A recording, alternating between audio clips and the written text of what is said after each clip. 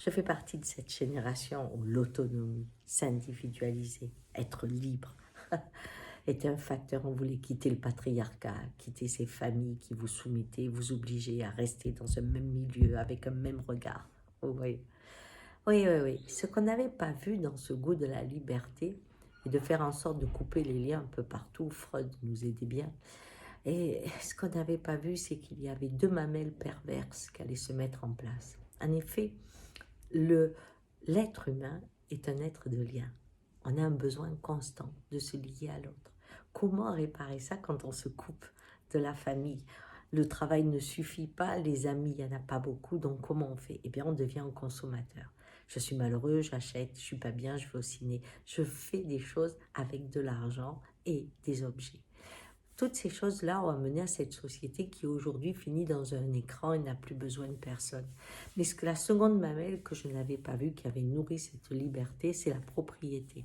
Sécurité et propriété vont ensemble. J'ai ma maison, mon appartement, personne ne peut me virer. Hein, je suis chez moi. Donc ce sont les bras qui doivent me protéger, sont devenus des murs. Mais nous sommes arrivés à l'époque des murs. Nous, on les démolissait. Là, ils montent. Je n'avais pas vu ça. Je n'avais pas vu qu'on allait finir dans une troisième et quatrième âge, qui, comme le dit mon copain José, un Indien équatorien, c'est la honte de votre civilisation.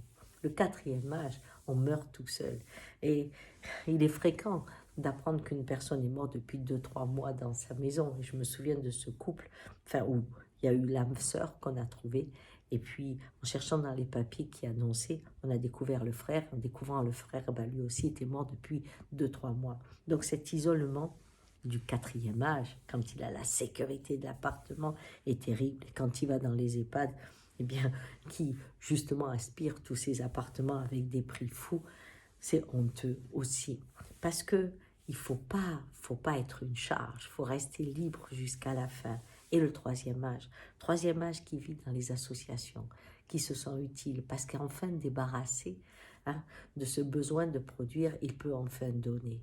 Et aujourd'hui, ils sont les piliers, ceux de 65-70 ans, de tous ces organismes qui sont des filets, des soutiens, de la créativité à ce monde, justement sans cœur, où personne ne se relie, sauf avec les objets.